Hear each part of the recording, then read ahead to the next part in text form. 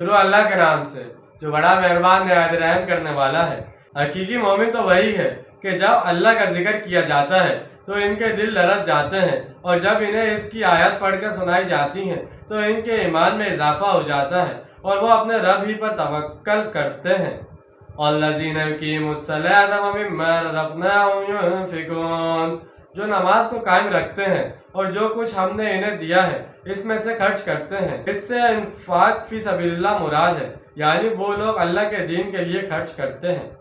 اولئک هم المؤمنون حقا لهم درجات عند ربهم ومغفرۃ ورزق کریم، یہی لوگ ہیں جو حقیقی مومن ہیں، ان کے لیے ان کے رب کے پاس اونچے درجات اور مغفرت اور عزت والا رزق ہے۔ یہاں سے اب غزوہ بدر کا ذکر شروع ہو رہا ہے۔ یہاں پر ایک مومن کی تعریف کا پہلا حصہ بیان ہوا ہے، جبکہ اس کا دوسرا اور تکمیل حصہ اس سورہ